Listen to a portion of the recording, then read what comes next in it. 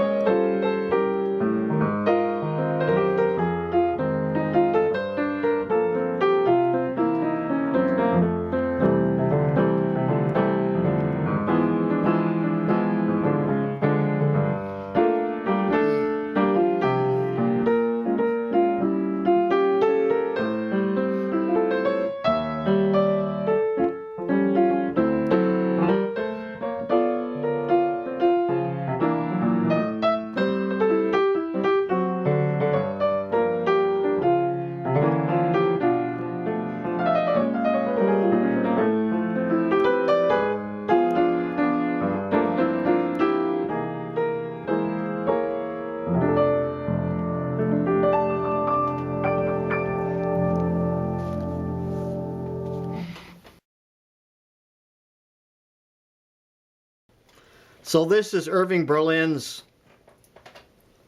famous or not famous so much song called Change Partners, probably the More recent recording of it was by Diana Krall, but I like the Tommy Flanagan version of it, and those are basically the chord changes I'm using.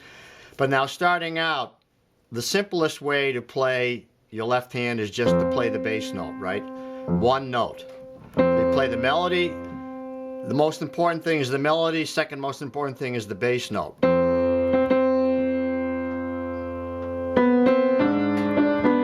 Now I added harmony there, okay? So you might want to add one harmony note to the right hand, and that's enough. Like, you could add that. Or this. Maybe that. Okay, so that much. Now, the main thing about the left hand is you want it to play rhythmically. So you want to have it on the beat. Like, you want to have it punctuated and playing time. Like, between the two hands, you've got time happening. It isn't just...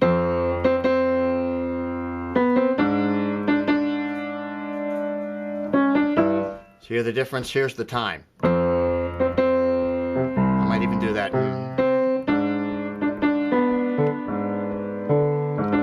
They might say, what are you using there? Usually root and fifth. Now I can't use fifth there because it doesn't fit the chord. It's an A flat diminished, so you got to use that note, which is the melody note. So you could use that note.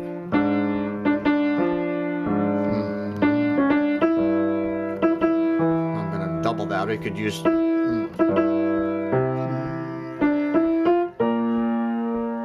So that's it. You start with just the bass note and the melody.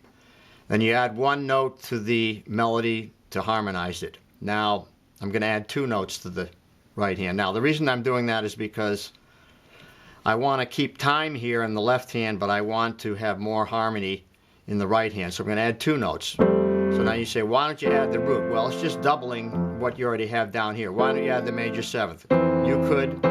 I happen to like this sound better, adding the ninth with the third.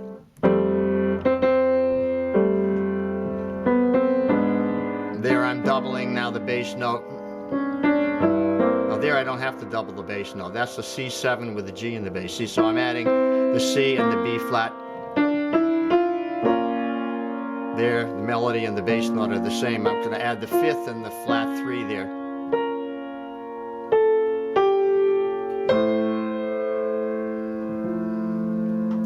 F with the A and the bass. Add that note. Now I use a little melodic line here. Then this, here I go. Now I'm adding another note there. So that's the first step, would be to just add a bass note in the left hand and try to keep it rhythmic. So like, keep a beat going.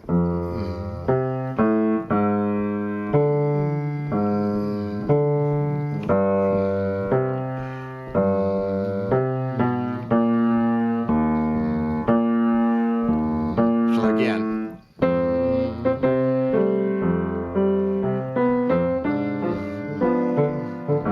So I do this a lot. It's still rhythm, like.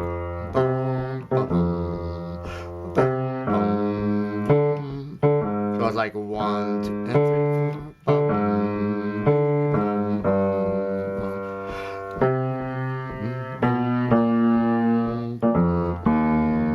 So it's a bass line movement there.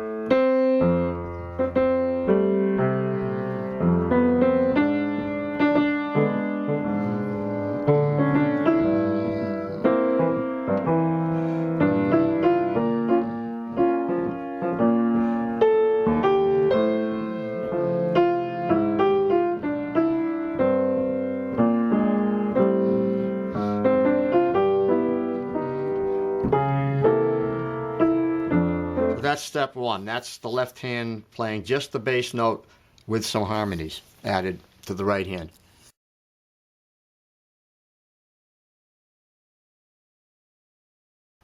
Okay, now a more advanced concept is to use root and then harmony notes here in the left hand. So you have root 5th and 10th, then I use root 7th and 10th, then I use root 7th and 10th, then I go to root 3rd and 7th, like that. Sounds like this.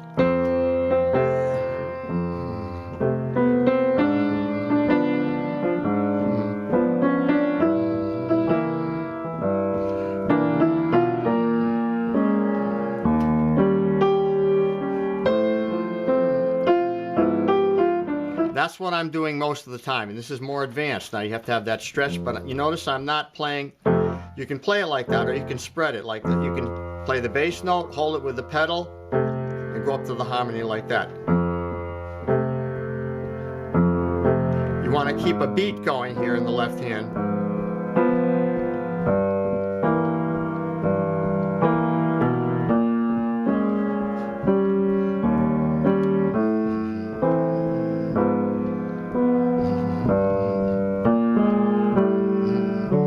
So now that 10th can also be root and 7th, root and 3rd, root and 7th, root and 3rd. It can be like that. So it could be root and 3rd,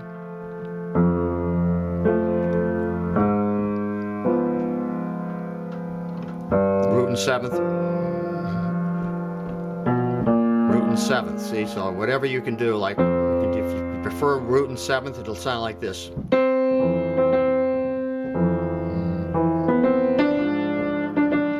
The root and 6, root and 6,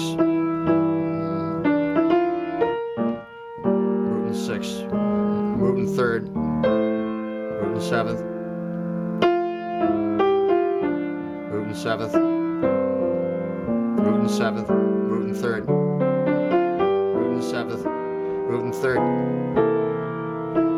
So that left hand technique is usually either 7ths, 10ths, or 3rds. Now, if you're playing with a bass player, you don't need to play all those bass notes. So now you can begin to use voicings up here.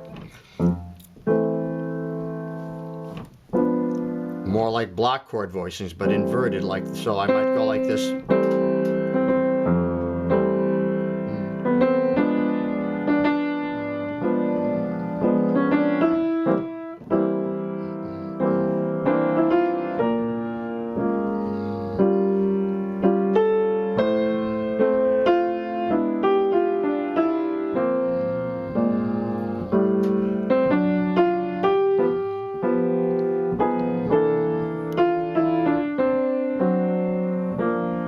Okay, that's another subject now. We'll go into that.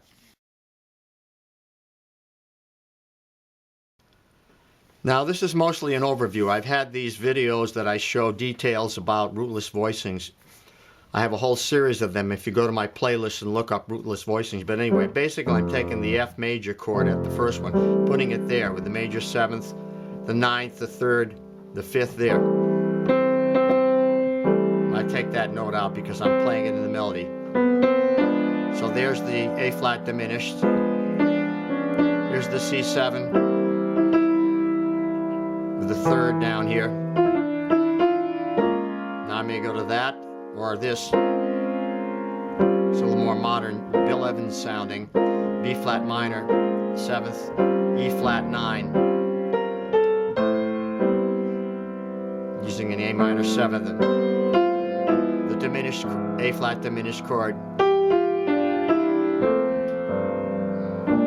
You see, so now I always combine techniques, like I'll use a variety of techniques within a single passage of 8 bars. I won't just stick with one, position of the left hand. I'll move them around. I'll go start with maybe just bass notes, with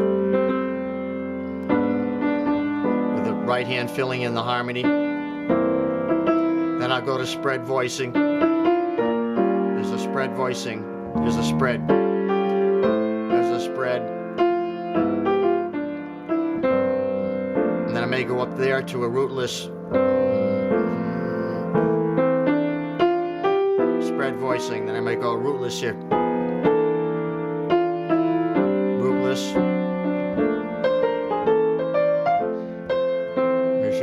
Here. Now I'm using rootless block chords.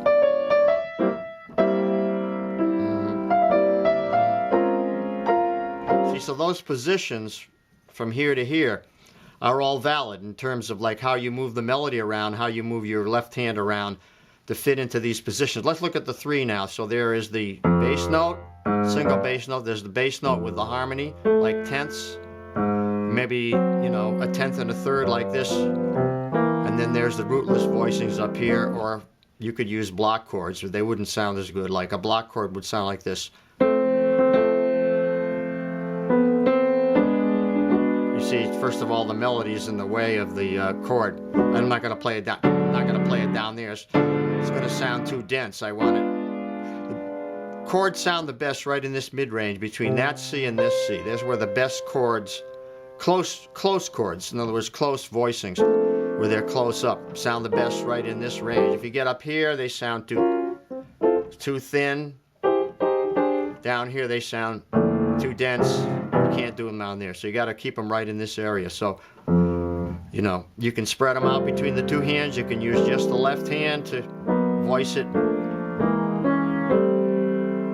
Move melody up here, or move it here.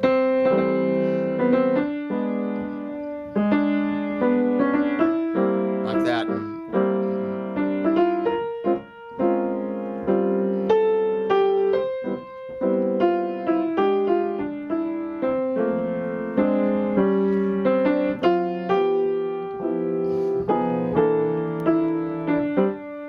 See, that's okay with a bass player, but not so satisfying as a solo pianist. Like, it sounds better, more depth.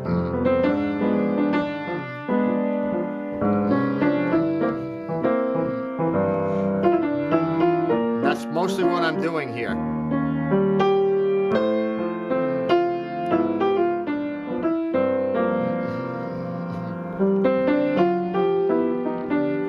So it's a marriage between the 2 hands.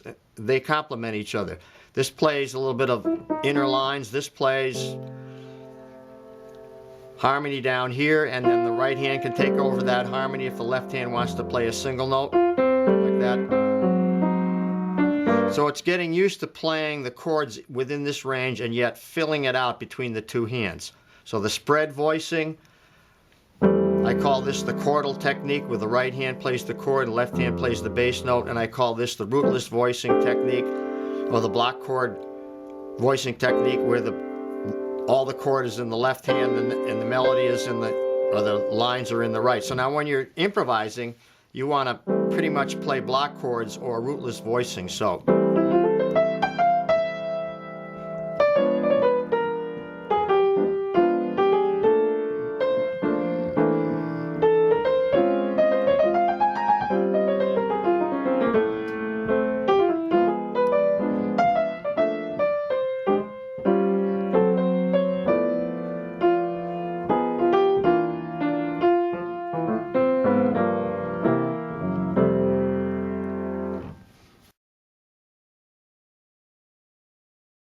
in review, I just want to talk about the 3 hand positions. First is like the chord is in the right hand, left hand plays the bass note.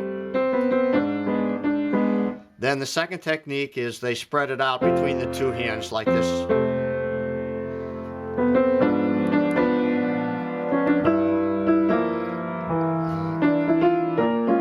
Third technique is I move this chord up to rootless voicing. I may play the melody up an octave.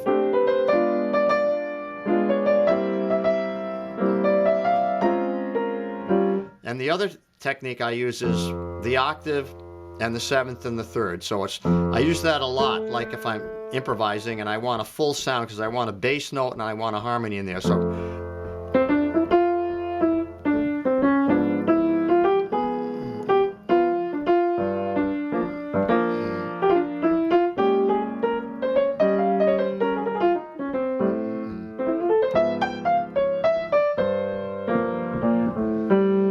now that takes some work to get used to maneuvering around like in those positions. So you want to look at some of my previous videos on left-hand techniques, but this is really showing you the root in the 10th, root in 7th and 10th. If you can't play a 10th, you just jump to it like this. Like this. I'm holding that note with the pedal. The bottom note I'm holding with the pedal, and I'm jumping to the harmony notes. So a good exercise is to do root and 10th to root and 7th, root and 10th to root and 7th, like that, through the cycle of fifths. So I'm going to drill these for you, have a drill.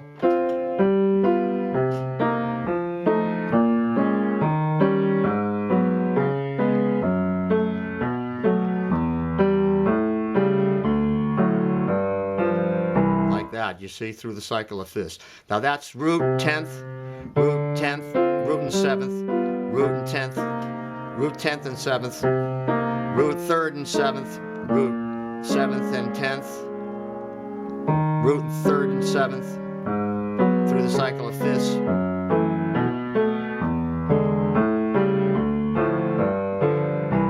We'll do that for you and write them out. Thanks for joining me. I'm going to sign off from the Jazz Ranch. But in the meantime, if you notice any dust on your shoulders, it may mean you need to practice more. And, you know, music washes away the dust of everyday life. So I hope you will learn that lesson and write to me. And until next time, I will say, swing loose. Be cool. I'll see you around the block. Bye-bye.